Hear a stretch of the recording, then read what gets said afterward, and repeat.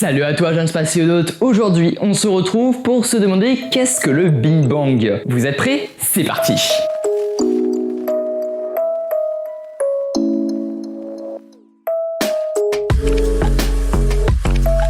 D'abord, le terme Big Bang a été créé par l'astrophysicien anglais Fred Hoyle pour dire grand boom. C'est avant tout une théorie scientifique qui essaie de décrire les premiers instants de l'univers. Il y a environ 13,7 milliards d'années, lorsque l'univers était extrêmement dense et chaud. Mais attention, le Big Bang ne signifie pas le début de l'univers. Beaucoup de personnes pensent cela, car on ne sait pas ce qu'il y avait avant, et pour cela on n'aura jamais vraiment l'explication, car nous n'étions pas là. Enfin, je pense qu'on n'était pas là.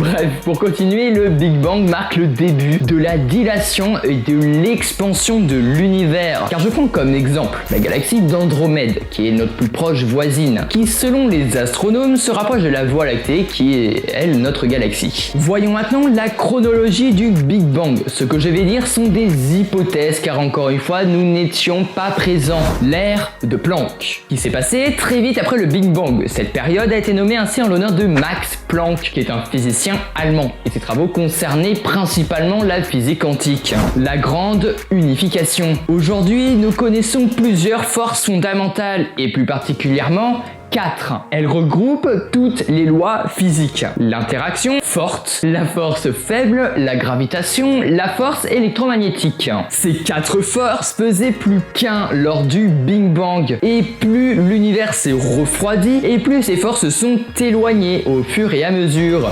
L'inflation aurait été déclenchée par la transition de phase qui a marqué la fin de la grande unification. En simple, cette période a connu une phase d'expansion très violente qui lui aurait permis de grossir très vite dans une région de l'univers comprenant l'univers observable. Je vous épargne quelques périodes pour passer aux apparitions des premières étoiles. 180 millions d'années après le Big Bang, les premières étoiles naissent. Ces dernières étaient énormes et pour preuve qu'elles étaient 1000 fois plus massives que notre Soleil. Puis viennent les premières galaxies, puis notre galaxie, la Voie lactée, qui est née 600 millions d'années après le Big Bang, puis il y a eu l'âge des ténèbres, les premiers amas de galaxies, la création de l'énergie noire. Bref, ce sont évidemment des périodes très intéressantes, mais ce qui nous intéresse, nous, c'est la création de notre système planétaire, ainsi que les autres. 9,4 milliards d'années.